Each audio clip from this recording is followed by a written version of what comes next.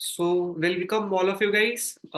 This is your part third of cost function lecture. In first lecture, first part we see law of variable proportion, law of return to scale.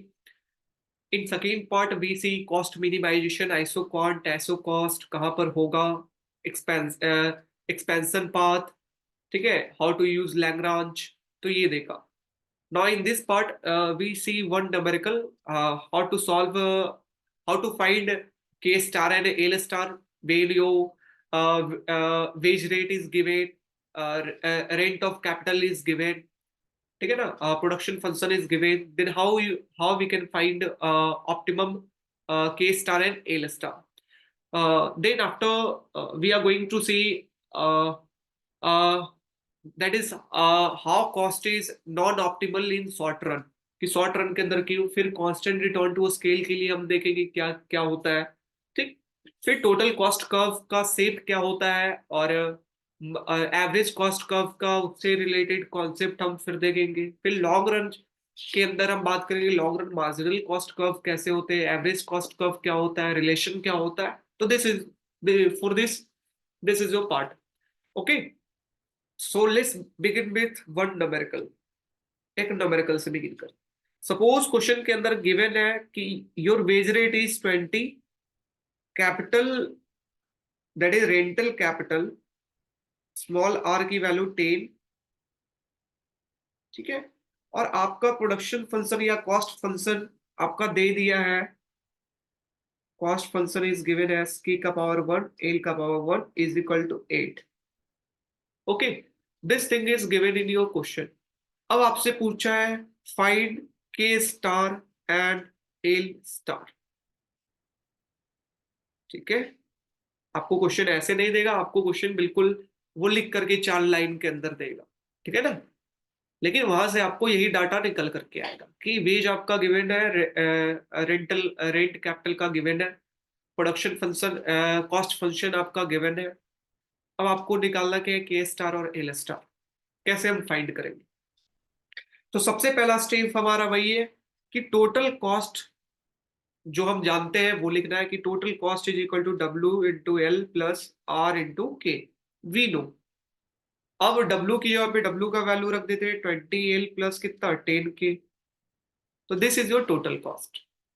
Okay, अच्छा, अब हम किसका इस्तेमाल करेंगे, क्योंकि ये जो आपका कॉस्ट फंक्शन दिया हुआ है ये क्या है, डिफरेंशिएबल है, इसे हम डिफरेंशिएट कर सकते. So we can use Lagrange. तो हम किसका इस्तेमाल करेंगे, लैग्रांज का इस्तेमाल करेंगे, ठीक है. हम लैग्रांज का इस्तेमाल करेंगे. तो लैग्रांज का अगर इस्तेमाल करें तो हम लैग्रांज में सबसे पहले क्या लिखते हैं, total cost plus what, lambda. और यहाँ पर क्या, जो आपका कॉस्ट फंक्शन है या प्रोडक्शन फंक्शन है वो, ठीक है. तो टोटल कॉस्ट, स्वरा फिर से मैं रिपीट कर देता हूँ आपके लिए. एक न्यूमेरिकल हम लोग देख रहे हैं कि let suppose wage rate given है 20, रेंट ऑफ कैपिटल गिवन है 10, ठीक है, और आपका ये कॉस्ट फंक्शन या प्रोडक्शन फंक्शन दिया हुआ है के का पावर 1 और एल का पावर 1 इज इक्वल टू 8. हमको फाइंड करना है के स्टार और एल स्टार. ऐसे क्वेश्चन नहीं देगा, क्वेश्चन आपको लॉन्ग फॉर्मेट में 4 लाइन के अंदर लिख करके बिल्कुल बना करके देगा, ठीक है. तो वहां से आपको यही चीजें निकालनी है और के स्टार और एल स्टार आपको फाइंड करना है. इसके लिए हम क्या करेंगे, सबसे पहले हमें जो टोटल कॉस्ट का इक्वेशन आप जानते हैं वो लिखेंगे कि total cost is equal to W L plus R K. W की जगह पे वेज रेट रख देना, आर की जगह पे रेंट जो 10 दिया है वो रख दी. आपका ये आ गया इक्वेशन 20L प्लस 10K. अब हम लैंग, क्योंकि के यहाँ पर कॉस्ट फंक्शन जो है वो के का पावर 1 एल का पावर 1 है, तो ये डिफरेंशिएबल है, हम डिफरेंशिएट इसे कर सकते. So we can use Lagrange. Lagrange हम क्या जानते हैं कि टोटल कॉस्ट पहले आता है, फिर प्लस लैम्डा कॉस्ट का फंक्शन. तो टोटल कॉस्ट आप यहाँ पे लिख दो 20L plus 10K plus lambda. Cost function की अगर बात करते हैं तो ये है के एल इज इक्वल टू 8. हम सारे को एक साइड अगर लेकर के चले जाए तो 8 minus K L is equal to 0, right. इसे हम यहाँ पर पुट करें तो दैट इज 8 माइनस के का पावर 1 और एल का पावर 1. 1 नहीं भी लिखे तो चलेगा. तो दिस, कि ये आपका लैग्रांज इक्वेशन आपने तैयार कर लिया. ये आपका इक्वेशन है लैग्रांज का। अब हम क्या करेंगे, अब आपको 3 स्टेप चलना है। 3 स्टेप क्या क्या, कि पहला डिफरेंशिएट करना है किसके रिस्पेक्ट में, लेबर के रिस्पेक्ट में। तो लेबर के रिस्पेक्ट में अगर डिफरेंशिएट करेंगे तो लेबर कहाँ है, यहाँ है। तो 20 कांस्टेंट है, लेबर का डिफरेंशिएशन 1, यहाँ 10 कैपिटल का डिफरेंशिएशन 0। ठीक है, लैम्डा ये 8 का डिफरेंशिएशन 0, और के और एल है तो के कांस्टेंट, एल का डिफरेंशिएशन 1। राइट, पहला ये याद।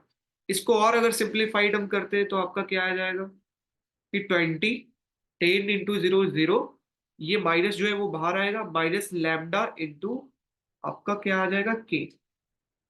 राइट, तो ये आपका आ गया पहला इक्वेशन। दूसरा इक्वेशन हम किसके साथ डिफरेंशिएट करें, कैपिटल के साथ। तो अगर कैपिटल के साथ डिफरेंशिएट करेंगे तो 20, लेबर का डिफरेंशिएशन 0, कैपिटल का डिफरेंशिएशन कैपिटल के रिस्पेक्ट में 1, लैम्डा 8 का डिफरेंशिएशन 0, और के इंटू एल है तो के का डिफरेंशिएशन करेंगे तो 1, और बचेगा क्या, एल। Got it. तो यहां से अगर आप इसे अरेंज करते हैं तो ये क्या हो जाएगा, 10 minus lambda L is equal to 0। This is equation number second. Okay, now let's come to equation number third. Equation number third हमारा क्या होगा, D L lambda is equal to what, wait a second guys.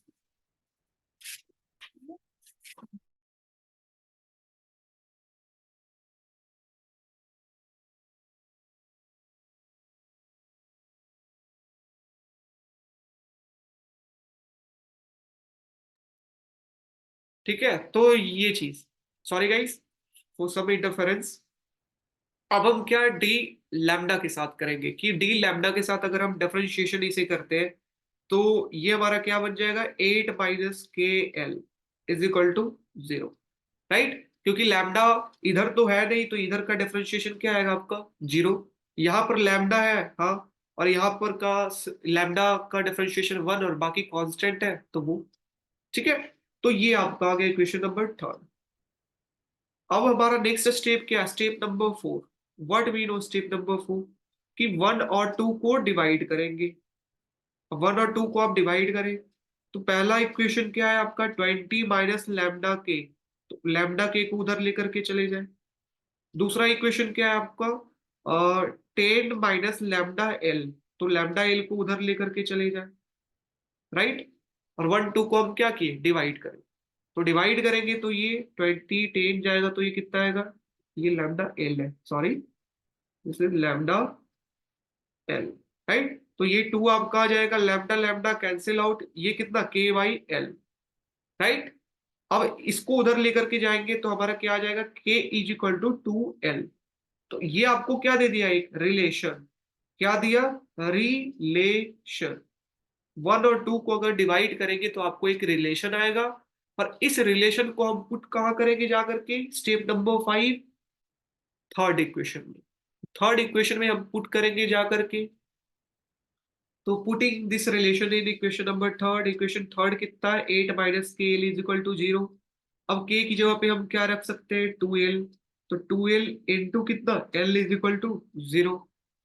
अब ये कितना आ जाएगा, उधर अगर लेकर के जाए तो 2l स्क्वायर, ये 2 से कैंसिल आउट अगर 8 को करे तो ये 4। तो L square is equal to कितना आ गया आपका, 4। राइट, हाँ, L square is equal to 4, तो एल का वैल्यू कितना आएगा, एल का वैल्यू आपका 2 आएगा। कितना, 2। ठीक है, तो आपका लेबर जो है, ऑप्टिमम लेबर वो कितना एम्प्लॉयड होगा, 2।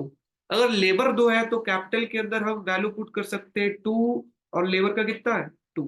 तो ये 4 आपका कैपिटल। तो के स्टार की वैल्यू कितनी होगी, 4। एल स्टार की वैल्यू कितनी होगी, 2। और जहां पर भी ऑप्शन ये 4 2 है वहां पर आपको सही कर देना है। Got it. समझ में आया कि कैसे हम लैग्रांज का इस्तेमाल करेंगे और कैसे हम न्यूमेरिकल को सॉल्व करेंगे, यस और नो, यस और नो, जल्दी से। Yes sir, yes yes yes yes. ठीक है, तो इस तरीके से, हाँ, ऐसे क्वेश्चन जो है वो एक आध ही क्वेश्चन सीयूईटी में मिल सकते हैं क्योंकि ये टाइम कंज्यूमिंग है। ठीक है, सीयूईटी के अंदर टाइम कंज्यूमिंग है तो एक आध क्वेश्चन मिल सकते हैं, बट दूसरे एग्जामिनेशन के अंदर आने की चांसेस रहेगी ये क्वेश्चन। Got it. ओके। हाँ, एक और बात की जी ऑप्शन के अंदर ऐसा नहीं करके आना, वहां पे ऑप्शन में लिखा होगा बताइए कि क्या होगा कॉस्ट मिनिमाइजेशन के स्टार और एल स्टार का, और ऑप्शन आपका होगा 4-2, 2-4 या 3-2। तो आप देखेंगे अच्छा 2-4, हमारा 2-4 आ रहा है, 2 और 4 आ रहा है, चलो 2-4 सही होगा। नहीं, ये आप सही करके भी गलत करके आएंगे। के स्टार पहले लिखा हुआ है तो के स्टार का पहले देखना है कि के स्टार आपका कितना है 4, तो 4 पहले आएगा फिर एल। तो ये स्मॉल मिस्टेक है जो क्वेश्चन सॉल्व होने के बाद भी कर देते। गेटिंग इट ना? Got it? जी जी। ओके। सो अब हम मूव करते हैं। एक्सपेंशन पाथ मैं आपको बता रहा हूँ, ठीक है? कि ये स्ट्रेट लाइन भी हो सकता है, ये स्ट्रेट लाइन नहीं भी हो सकता है, ये भी मैंने आपको बताया। अब मैं आपको बताता हूं कि ये एक्सपेंशन पाथ से हम टोटल कॉस्ट फाइंड कर सकते। क्या? Total cost. हमने एक्सपेंशन पाथ देख लिया। हर एक एक्सपेंशन पाथ क्या है, कम्बिनेशन बताता है जो इनपुट, जो आपका कॉस्ट मिनिमाइजेशन लेवल है, उसका जो जितने भी डिफरेंट कॉम्बिनेशन है आइसो क्वांट का और आइसो कॉस्ट का, उसका ये ऑप्टिमम वो लाइन ज्वाइन करता है, उसका लोकस है। ठीक है। अब यहां पर टोटल कॉस्ट कितना लग रहा है, यहां पर टोटल कॉस्ट कितना लग रहा है, यहां पर टोटल कॉस्ट कितना लग रहा है, ये हम एक्सपेंशन पाथ के द्वारा पता कर सकते हैं कि अच्छा ये ऑप्टिमम है, यहां पर इतना टोटल कॉस्ट लग रहा है। अच्छा, अब और आउटपुट इंक्रीज हो गया, एक्सपेंडिचर और कर रहा है फर्म वाला, तो यहां पर ये टोटल कॉस्ट हो। Getting my point? इससे अगर हम डिराइव करें कि टोटल कॉस्ट कर्व का से कैसा होगा, कर्व का से टोटल कॉस्ट कर्व कुछ इस शेप का। ठीक है। तो टोटल कॉस्ट कर्व का जो शेप होगा कुछ इस तरीके का होगा। क्यों होगा? कि इनिशियली जो है वो टोटल कॉस्ट यहां पर देख सकते हो, ये टोटल कॉस्ट अगर बात करते हैं तो यहां पर इनिशियली इंक्रीज कर रहा है। क्यों? क्योंकि increasing return to a scale, due to increasing return to scale, ये इनिशियली क्या कर रहा है, आपका टोटल कॉस्ट इंक्रीज कर रहा है। जितना हमारा आउटपुट ज्यादा तेजी से इंक्रीज कर रहा है दैट इनपुट, आप देख सकते हो यहाँ पे वर्टिकल है, तो ये हल हमारा इनपुट थोड़ा सा चेंज किया और आउटपुट हमारा ज्यादा तेजी से चेंज कर। Getting my point? यहाँ पे इनपुट है, यहाँ पे आउटपुट। ठीक है। तो ये ज्यादा तेजी से चेंज कर, तो यहाँ पे इंक्रीजिंग रिटर्न टू स्केल, क्योंकि इनिशियली जब फर्म एम्प्लॉय करते हैं किसी भी लेबर को, किसी भी कैपिटल को, तो उसका प्रोडक्टिविटी ज्यादा होता है, ज्यादा मार्जिनल प्रोडक्टिविटी पॉजिटिव होती है। But after a certain point आपका क्या हो जाता है, ये टोटल कॉस्ट देख सकते हो कि ये कांस्टेंट हो गया। तो ये पोर्शन में आपका क्या है, constant return to a scale, constant return. Getting my point? जितना आपका इनपुट आया उतना ही आउटपुट। उसके बाद आपका क्या हो जा रहा है, आप देख सकते हो उसके बाद आपका जो कॉस्ट है वो ज्यादा तेजी से इंक्रीज हो रहा है और आउटपुट कम तेजी से। इधर की रीजन जो है वो decreasing return to scale, decreasing return to scale. Getting my point? तो ये चीज, इसके नीचे अगर हम एवरेज कॉस्ट कर्व का ड्रॉ करें कि एवरेज कॉस्ट कर्व का फिगर कैसा होगा, तो यहां पर इंक्रीजिंग रिटर्न है। इंक्रीजिंग रिटर्न का मतलब आउटपुट ज्यादा तेजी से इंक्रीज हो रहा है दैन इनपुट। गेटिंग? तो जो कॉस्ट है इनिशियल बनाने में वो क्या लगेगा, कम लगेगा। गेटिंग? फिर क्या, ये धीरे धीरे कॉस्ट कम हो रहा है, कम हो रहा है, फिर ये क्या कांस्टेंट हो जाएगा, कांस्टेंट रिटर्न के पास जितना आउटपुट है उतना ही इनपुट। ओके। हाँ, लेकिन फिर एक पॉइंट ऑफ टाइम के बाद क्या होगा, ये आपका एक पॉइंट ऑफ टाइम के बाद आपका क्या होगा, ये इंक्रीज होना स्टार्ट हो जाएगा कॉस्ट, जब डिक्रीजिंग रिटर्न टू स्केल होगा तब। Getting my point? तो इंक्रीजिंग रिटर्न टू स्केल में क्या होगा, आपका जो एवरेज कॉस्ट है वो डिक्लाइन करेगा, average cost is declining. Constant return में आपका क्या हो जाएगा, नीचे कांस्टेंट हो जाएगा। Got it? और डिक्रीजिंग रिटर्न में क्या हो जाएगा कि डिक्रीज हो रहा है। क्यों? क्योंकि ज्यादा इनपुट ज्यादा कॉस्ट लग रहा है, आउटपुट कम प्रोडक्शन हो रहा है। Get it? तो एवरेज कॉस्ट कर्व कैसा होता है, यू शेप होता है। टोटल कॉस्ट कर्व कैसा होता है, इन्वर्टेड एस शेप होता है, inverted S shape. Getting my point all of you? I you understand? आपको समझ में आ रहा है कि टोटल कॉस्ट और एवरेज कॉस्ट कर्व कैसा होता है, क्यों होता है? Got it? यस और नो? हाँ जी, मगर ये एक्सपेंशन पाथ से इसका क्या रिलेशन है? एक्सपेंशन पाथ आपका टोटल कॉस्ट बताता है, ठीक है ना, कि इस पॉइंट पे टोटल कॉस्ट कितना है। अच्छा। हम एक्सपेंशन पाथ से पता कर सकते हैं, गेटिंग, कि वो ऑप्टिमम है, वहां पे आपका कॉस्ट मिनिमाइजेशन लेवल है, उस लेवल पे आपका कितना टोटल कॉस्ट कंपनी को लग रहा है, वो आपको एक्सपेंशन पाथ बताए, और उस पॉइंट को यहाँ पे रिप्रेजेंट करेंगे और फिर ज्वाइन करेंगे। Getting my point? हम सारे पॉइंट अगर हम सारे पॉइंट को ज्वाइन कर दें तो ये मतलब ये आपका टीसी मतलब टोटल कॉस्ट बन जाता है। हाँ इन्वर्टेड एसेप्ट टाइप का बन जाता है। ओके। अच्छा अच्छा। मगर जो ये स्ट्रेट लाइन वाला है, ये फर्स्ट वाला है, इक्वल है सारे, तो ये स्ट्रेट लाइन ये भी टीसी होगा क्या, स्ट्रेट लाइन जो है? नहीं, तो वो टीसी जो है वो किसके लिए, वो मैं आगे बता रहा हूँ। वो आपको constant return to a scale के लिए टीसी है, ठीक है। Constant return to a scale में जो टीसी होगा अच्छा। वो बिल्कुल ऐसा स्ट्रेट लाइन पे। मैं अभी आगे आने वाला हूँ उसी के ऊपर, ठीक है। तो सपोज मैं अगर बात, ठीक है ठीक। हम एज्यूम अगर करते हैं, let suppose constant return to a scale है,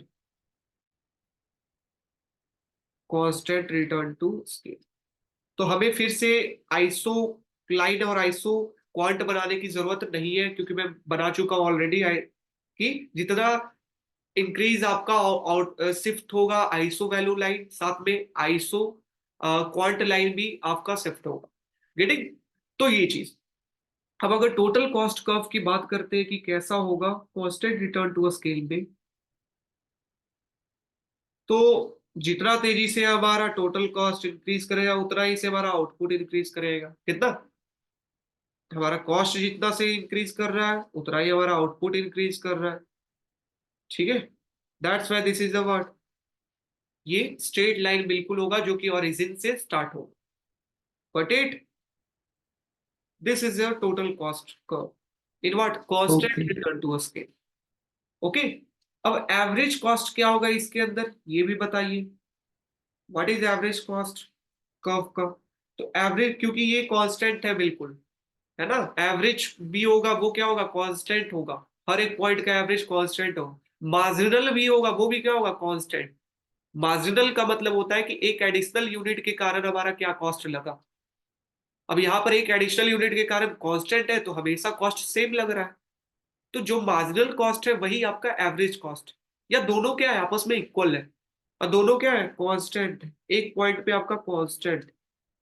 getting my point? So average cost is equal to marginal cost, और ये हॉरिजॉन्टल होगा। Okay, so this is for constant return to a scale. AC is equal to MC. Got it? Got it? Yes yes yes. हाँ। अब हम बात करेंगे next, non optimality of cost in short run. Non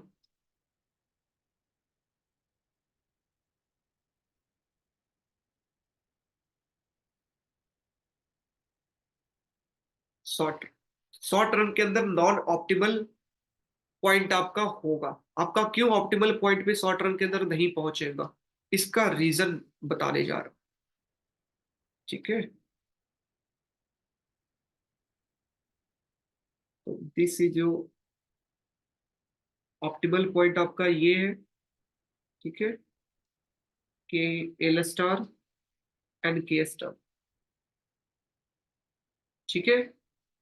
अब short run की खासियत क्या होती है कि इसके अंदर जो कैप जो होता है एक फिक्स्ड होता है। Getting my point? कि आपका एक फैक्टर वेरिएबल होता है और बाकी जो फैक्टर है वो फिक्स्ड होते हैं। तो अगर लेबर वेरिएबल है तो कैपिटल क्या है यहाँ पे, फिक्स्ड। कैपिटल जो है वो फिक्स्ड, और कैपिटल फिक्स्ड हमारा कहाँ पर है, लेट सपोज आपका कैपिटल फिक्स है दिस पॉइंट पे, K1 पॉइंट। कहाँ पे, K1 पॉइंट, आपका कैपिटल क्या है, फिक्स। अब देख सकते हो कि हमें अगर इस K1 पॉइंट पे बात करें तो वो K1 पॉइंट पे अगर हमें सेम आउटपुट प्रोड्यूस करना है, that is Q0, iso point represent करता है same output for different K and L, right. तो अगर हमें Q0 आउटपुट प्रोड्यूस करना है शॉर्ट रन के अंदर, तो हम K1 कैपिटल का इस्तेमाल कर सकते हैं मैक्सिमम, जो कि फिक्स्ड है। और हमें लेबर जो है वो ज्यादा इस्तेमाल करना होगा, जितना ऑप्टिमम है उससे ज्यादा हमें लेबर इस्तेमाल करना होगा। क्यों? बिकॉज हमारा कैपिटल को चेंज नहीं कर सकते। So this is not your optimum point. ये आपका ऑप्टिमम पॉइंट है? No, non optimum. तो ऑप्टिमम पॉइंट आपका कहाँ है? ये आपका ऑप्टिमम पॉइंट है। लेकिन ये ऑप्टिमम पॉइंट के लिए आपको क्या चाहिए? कैपिटल ज्यादा चाहिए। बट कैपिटल को आप इंक्रीज शॉर्ट रन के अंदर नहीं कर सकते। दैट्स वाई शॉर्ट रन के अंदर हमेशा नॉन ऑप्टिमल पॉइंट आता है। गेटिंग? बिकॉज एक फैक्टर आपका फिक्स होता है। Getting my point? यहां पर अगर बात करें इस पॉइंट के ऊपर, अब तो आपका MRTS से ज्यादा आपका स्लोप है आइसो वैल्यू लाइन का, W/R का। गेटिंग? लेकिन हमें ऑप्टिमम पॉइंट के लिए क्या चाहिए? MRTS is equal to W/R। वो तभी आ सकता है जब कैपिटल फ्लेक्सिबल होगा, ठीक है, तब ये कैपिटल को ये इंक्रीज कर सकता है, ठीक है। कैपिटल को इंक्रीज करेगा, लेबर को ये डिक्रीज करेगा, फिर ये ऑप्टिमम पॉइंट वहां पर पहुंचेगा जहां पर MRTS is equal to W/R। Got it? इसलिए शॉर्ट रन के अंदर हम नॉन ऑप्टिमल पॉइंट ही होता है। समझ में आया? हाँ या ना? जी आ गया। Next one is your long run average cost curve. Long run average cost curve, मैं आपको चार सोर्सेज से या पांच, तीन या चार सोर्सेज से मैं आपको ये लेक्चर पढ़ा रहा हूँ, ठीक है। एक तो आपका बुक हो गया HL वेरियन का, एक आपका बुक हो गया निकलसन से, तीसरा मैं अपने नोट से, इकोनॉमिक्स ऑप्शनल के नोट से, चौथा सिमरन कौर नेट JRF के लिए आता है, उनके नोट से। गेटिंग? तो मैं ये चार नोट्स को कंबाइन करके आपको बता रहा हूँ। Okay, so next one is your long run average cost.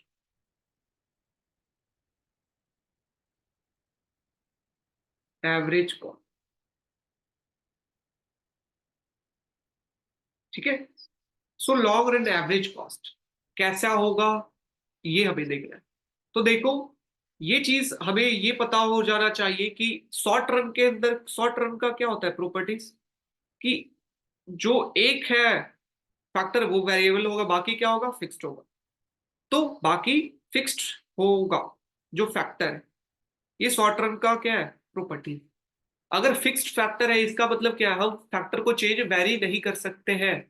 अगर वेरी नहीं कर सकते हम, तो अभी देखें कि लेबर को हमें ज्यादा इंप्लॉय करना पड़ रहा है, जिसके कारण हमें कॉस्ट क्या करना पड़ेगा? ज्यादा पे करना पड़ेगा, क्योंकि वो नॉन ऑप्टिमल पॉइंट है, राइट। देख सकते हो वो नॉन ऑप्टिमल पॉइंट है, हमें कॉस्ट का, हाँ ऊपर में यहाँ पर आपको कॉस्ट देख सकते हो, ये आपको ज्यादा पे करना पड़ रहा है, ठीक। इसलिए शॉर्ट रन के अंदर आपको कॉस्ट क्या पे करना पड़ता है? ज्यादा पे करना पड़ता है। लेकिन अगर लॉन्ग रन की अगर बात करते हैं, तो लॉन्ग रन के अंदर सारा फैक्टर क्या होता है? वेरिएबल।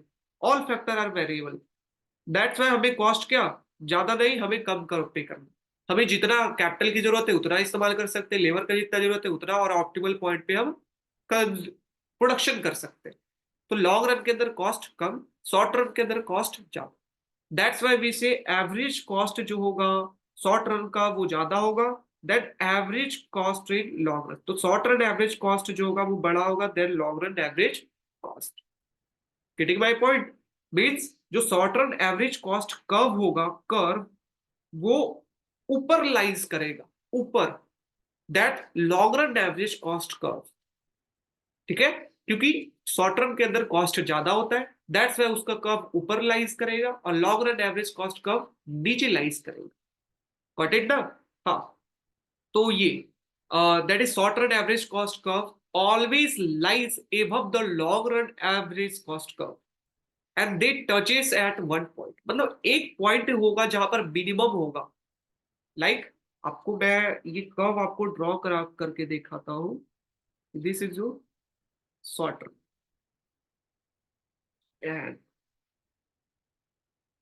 दिस इज यू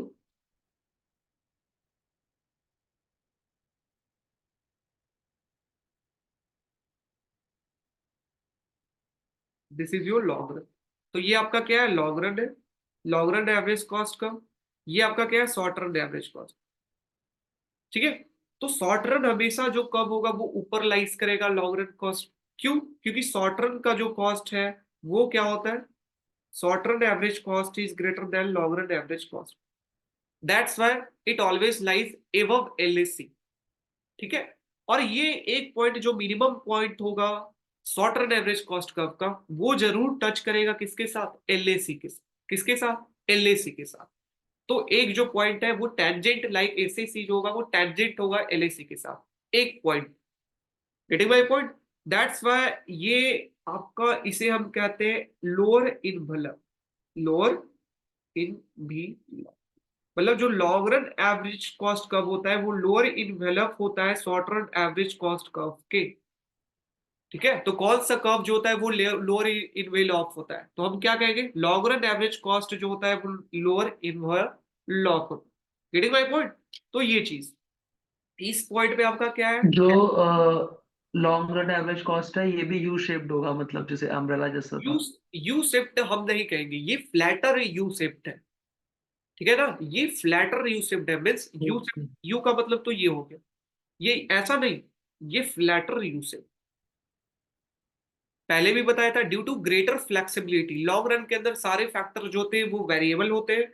और सारे फैक्टर वेरिएबल होने की वजह से क्या होता है कि जो फ्लेक्सिबिलिटी है कंपनी के पास, ड्यू टू ग्रेटर फ्लेक्सिबिलिटी, तो फ्लेक्सिबिलिटी जो है कंपनी के पास किसी भी कितना कैपिटल और लेबर को वो एम्प्लॉय करे, वो लॉन्ग रन के अंदर कर सकता है जितना उसका मन करे। दैट्स वाई इसका जो शेप होता है वो आपका ऐसा फ्लैटर यू टाइप का होता है, उसे हम इनवेलप कर्व भी कहते हैं। ठीक है, इन भी लॉ। तो इसके अंदर अगर बात करें तो शॉर्ट रन के अंदर बहुत सारा आ सकता है, राइट। शॉर्ट रन, इसके अंदर सारे शॉर्ट रन कर्व का जो लोअर पॉइंट होगा उसे हम ज्वाइन करेंगे तो हमारा क्या दे देगा, लॉन्ग। ठीक है।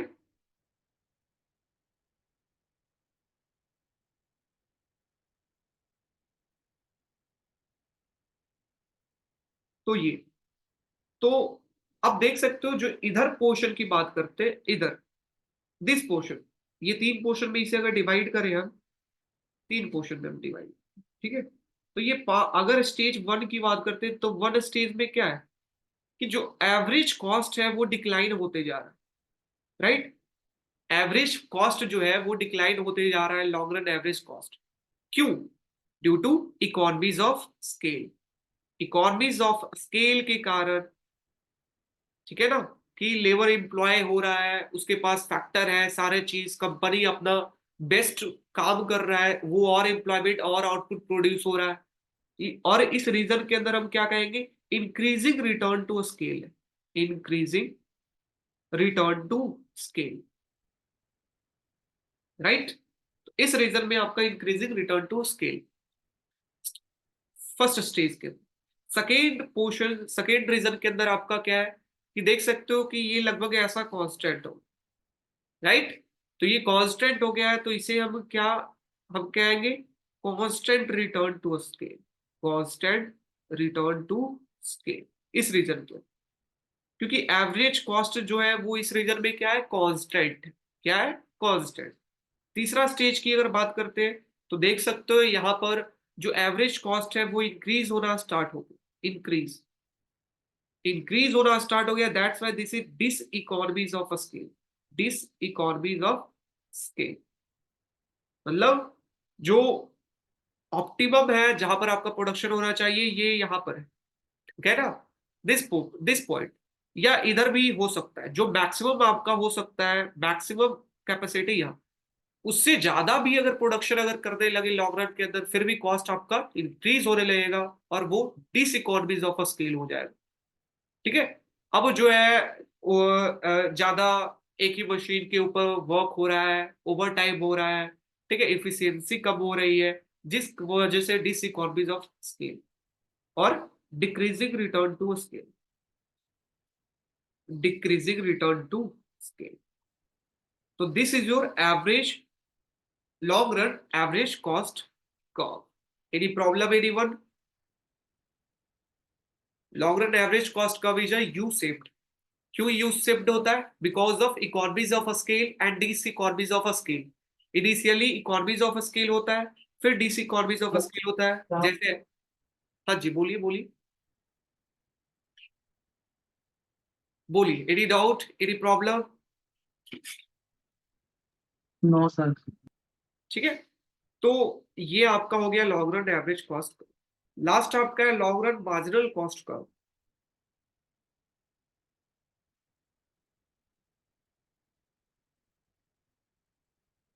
मार्जिनल कॉस्ट, ठीक है. तो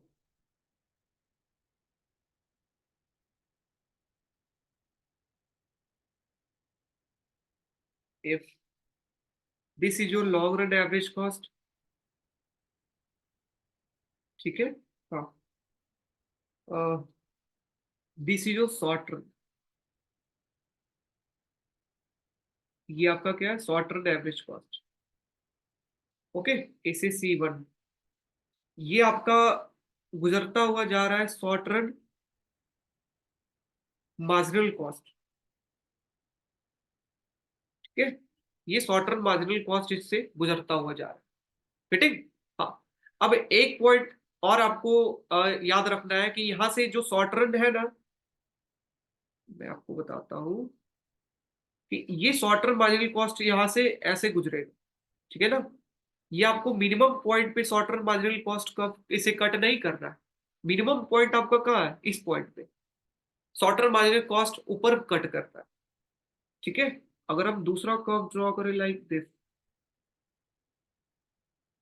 ठीक है, और एक और ये आपका कर्व, तो यहां पर जो short term marginal cost curve है, तो ये आपका बिल्कुल कट करते हुए जा रहा है शॉर्ट टर्म मार्जिनल कॉस्ट को. This point and this is your optimum point. Optimum जो कंपनी को लॉन्ग रन के अंदर प्रोडक्शन करना चाहिए, इस पॉइंट के ऊपर. गेटिंग? और ये अगर शॉर्ट टर्म की बात करते हैं यहाँ पर, डिक्रीजिंग रिटर्न टू स्केल वाले रीजन में अगर बात करें शॉर्ट टर्म, तो यहाँ पर आपका मार्जिनल कॉस्ट कब कुछ ऐसे जा रहा है. शॉर्ट टर्म मार्जिनल कॉस्ट आपका ये short term marginal cost 3. Getting? ये SM2. ठीक है, तो ये आपका short term average cost, right.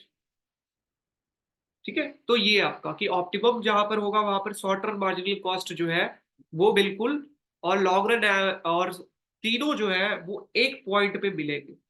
तीनों जो है वो एक पॉइंट पे आपका मिलेंगे. ठीक है, और इसीलिए इस पॉइंट पे हम क्या कहेंगे इसे, that is SMC is equal to, wait a second, ये पॉइंट पे हम, इस पॉइंट को हम कैसे डिफाइन करेंगे?